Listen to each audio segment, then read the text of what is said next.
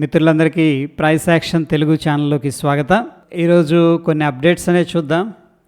ముఖ్యంగా కొన్ని కంపెనీస్లో బల్క్ డీల్స్ అయితే చాలా అగ్రెసివ్గా జరుగుతూ ఉన్నాయి.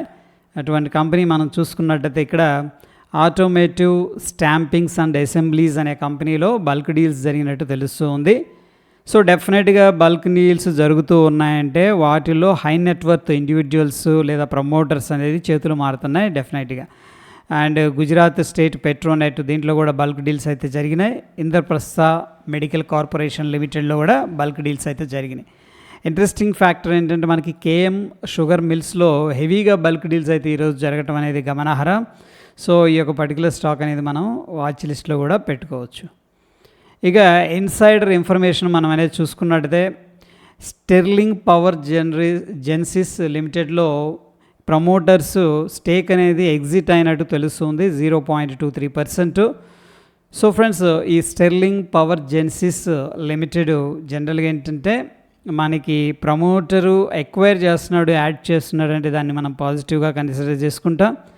ఎగ్జిట్ అవుతున్నాడు అంటే మనం దాన్ని నెగిటివ్గా కన్సిడర్ చేసుకుంటున్నాం. సో ఈరోజు డిస్పోజల్ జరిగిందంటే ఎగ్జిట్ అయినట్టు తెలుస్తుంది. ఇక మనకి డెలివరీ విషయానికి వస్తే చాలా కంపెనీల్లో ఫ్రెండ్స్ హైయెస్ట్ డెలివరీ అనేది తీసుకుంటున్నారు. దాంట్లో కొన్ని కంపెనీలు మనం ఇక్కడ చూసుకున్నట్టయితే అట్లాంటా లిమిటెడ్ అనే కంపెనీ ప్రీవియస్గా డెలివరీ పర్సంటేజ్ 32.6 ఉంది, ఇది టోటల్గా ట్రేడ్ అయిన వాల్యూమ్స్లో నుంచి. బట్ ఈరోజు 100% డెలివరీకి అయితే తీసుకున్నారు. హిమాద్రి స్పెషాలిటీ కెమికల్స్లో కూడా హైయెస్ట్ డెలివరీస్ అనేది నమోదైంది. Sadbhav engineering and Sayaji hotels వీటిలో కూడా ఏంటంటే మనకి హైయెస్ట్గా డెలివరీ పర్సంటేజ్ అనేది కనిపిస్తుంది. స్వెలెక్ట్ ఎనర్జీ సిస్టమ్స్ దీంట్లో కూడా హైయెస్ట్గా డెలివరీ అనేది తీసుకున్నట్టు తెలుస్తుంది. సో ఈరోజు టాప్ గెయినర్స్ విషయానికి వస్తే ముఖ్యంగా టెలికామ్స్కి సంబంధించి Tejas Networks and Vodafone Idea రీసెంట్గా ఫండ్ రైజ్ చేసింది. సో ఆ న్యూస్ వల్ల పాజిటివ్గా ఉంది. ఈ యొక్క Cochin shipyard already bull రన్లో కంటిన్యూ అవుతుంది, ఇంకా ఫర్దర్గా కంటిన్యూ అవుతుంది. BSC Limited and Garden research ship buildings, Amar Raja energy ఇంతకుముందు మనం కవర్ చేసుకున్నాం. బ్యాటరీ సెక్టార్లో Exide and Amar Raja batteries చాలా స్ట్రాంగ్గా పాజిటివ్గా అయితే మూమెంట్ కనిపిస్తుందని చెప్పేసి ఒక్కరోజే 10% అనేది మూవ్ అవ్వటం గమనార్హం. ఇక ఐపీఓ కేటగిరీలో ముఖ్యంగా ఎస్ఎంఈ కంపెనీస్ అంటే స్మాల్ మీడియం ఎంటర్ప్రైజెస్ ఉన్నాయి కదా, వాటికైతే స్ట్రాంగ్ డిమాండ్ ఉన్నట్టు తెలుస్తుంది. ఇక్కడ మనం చూసుకున్నట్టయితే ఫాల్కాన్ కాన్సెప్ట్స్ లిమిటెడ్ ఈ యొక్క కంపెనీకి ఆల్రెడీ 11.7 టైమ్స్ ఓవర్ సబ్స్క్రిప్షన్ అయితే కనిపిస్తుంది. సో ప్రోబుల్ ఏంటంటే వీటికైతే ఈ యొక్క పర్టికులర్ కంపెనీకి అయితే స్ట్రాంగ్ డిమాండ్ ఉంది ఎస్ఎంఈ కేటగిరీలో. మిగతావి ఆల్రెడీ ఓపెన్లో ఉన్నాయి, బట్ అంత స్ట్రాంగ్ డిమాండ్ అయితే ప్రస్తుతం అయితే కనిపించట్లేదు ఫ్రెండ్స్. ఇక నిఫ్టీ మార్నింగ్ లెవెల్స్ మనం చూసుకున్నట్టు ఇక్కడ 22,430 లెవెల్ అనేది రెసిస్టెన్స్ లాగా ఉంటుందని చెప్పేసి మనం చెప్పుకోవడం జరిగింది. ఈ యొక్క పర్టికులర్ లెవెల్ పైన ఓపెన్ అయింది కానీ స్టేబుల్ అవ్వలేదు. అక్కడి నుంచి కూడా టువార్డ్స్ ఏంటంటే ఇంపార్టెంట్ సపోర్ట్ దిశగా ఏంటంటే అడుగులు వేయటం అనేది మనం ఇక్కడ ఎక్స్పీరియన్స్ అయితే చేస్తున్నాం. సో ఒకసారి ఓపెన్ ఇంట్రెస్ట్ అనేది చూద్దాం ఏ విధంగా ఉందనేది.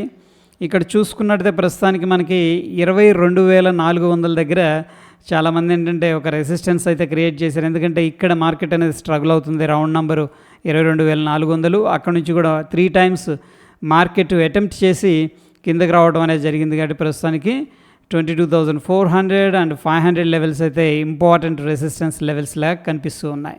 దాని తర్వాత ఫ్రెండ్స్ ఈరోజు మనం చూసుకున్నట్టయితే చాలా లో విక్స్ ఎన్విరాన్మెంట్లో మార్కెట్ అనేది ట్రేడ్ అయింది. సో కొంతమంది మిత్రులు అడిగారు లో విక్స్ ఏమి రిప్రజెంట్ చేస్తుందని చెప్పేసి. సో ఫ్రెండ్స్, మార్కెట్లో వొలటాలిటీ లేదా ఇండియా విక్స్ ఎప్పుడు రైజ్ అవుతుందంటే ఈ యొక్క ఆప్షన్స్ ఏవైతే కాంట్రాక్ట్స్ ఉన్నాయో అండ్ కాలు పుట్టు వాటికి బిడ్ అండ్ ఆఫర్ అని ఉంటుంది. వాటి మధ్య వ్యత్యాసం పెరుగుతున్నప్పుడు డిస్టెన్స్ అనేది అంటే బిడ్ చేసేవాళ్ళు ఆఫర్ ఇచ్చేవాళ్ళు వీళ్ళ మధ్య ప్రైస్ డిఫరెన్స్ అనేది ఎక్కువ అయ్యేటప్పుడు ఈ యొక్క ఇండియా విక్స్ అనేది రైజ్ అవుతుంది. జనరల్గా మార్కెట్ అన్సర్టనిటీలో ఉండి హర్రీలో ఉన్నప్పుడు ఇండియా విక్స్ అనేది రైజ్ అవుతుంది. ఇండియా విక్స్ రైజ్ అవుతుందంటే మార్కెట్ అనేది కిందకు వచ్చే అవకాశం ఉంటుంది. అండ్ సెకండ్ ఫ్యాక్టర్ ఏంటంటే మార్కెట్లో వొలటిలిటీ అనేది పెరిగే అవకాశం ఉందన్నమాట. ఓకే, ఎనీహౌ ఈరోజు మనం చూసుకున్నట్టయితే ఇండియా విక్స్ అనేది దగ్గర చాలా తక్కువలో ట్రేడ్ అయిందనమాట. 20% డ్రాప్ అయింది, ఆల్మోస్ట్ 10కి దగ్గరలో ట్రేడ్ అవుతుంది. అండ్ విక్స్ తగ్గుతూ ఉంది అంటే మార్కెట్ బుల్స్ కంట్రోల్లో ఉందని అర్థం, బుల్లిష్గా ఉందని చెప్పేసి చెప్పుకోవచ్చు ఓవరాల్గా బిగ్ పిక్చర్లో. Okay fine. ఇక ఒకసారి బ్యాంక్ నిఫ్టీ అనేది చూద్దాం. బ్యాంక్ నిఫ్టీ ఏ విధంగా ఉందనేది ఒకసారి చూద్దాం.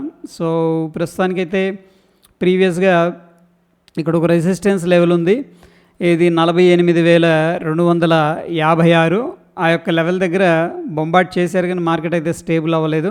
దాని తర్వాత వెరీ ఇంపార్టెంట్ లెవెల్ ఫ్రెండ్స్ మనకి ఇక్కడ 47,730 అనేది కనిపిస్తుంది. సో మనం ఏం చేద్దామంటే ఒక్కసారి బ్యాంక్ నిఫ్టీ ఎలా ఉందనేది ఓపెన్ ఇంట్రెస్ట్ చూద్దాం. అండ్ రేపే ఎక్స్పైరీ కాబట్టి దగ్గరకు వచ్చేసారు.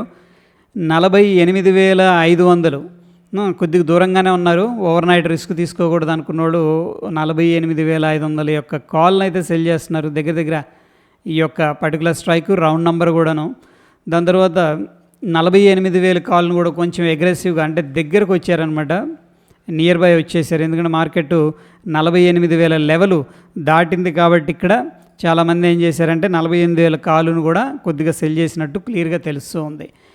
ఇమీడియట్ సపోర్ట్ విషయానికి వస్తే మనకి 47,500 అనేది కనిపిస్తుంది. సో ఒకసారి దాన్ని మనం మార్క్ చేద్దాం. 47,500 అనేది మనకి ఇమీడియట్గా ఉన్న సపోర్ట్. సో ప్రస్తుతానికి మనకున్న రెఫరెన్స్ పాయింట్ ఇవి ఫ్రెండ్స్, 48,500 అండ్ 48,255 అప్ సైడ్ మనకున్న ఇమీడియట్ రెసిస్టెన్స్ లెవెల్స్. అదేవిధంగా డౌన్ సైడ్ వచ్చేసరికి 47,730 అండ్ 47,500 మనకి ఇమీడియట్గా ఉన్న సపోర్ట్. సో అది ఫ్రెండ్స్ పోస్ట్ మార్కెట్ రిపోర్ట్ సంబంధించిన అప్డేట్స్. హోప్ వీడియో హెల్ప్ అయిందని చెప్పేసి అనుకుంటున్నాను. మన వీడియోస్ని లైక్ చేయండి, షేర్ చేయండి. మరొక ఎపిసోడ్లో మళ్ళీ కలుసుకుందాం. Stay tune. ధన్యవాదాలు.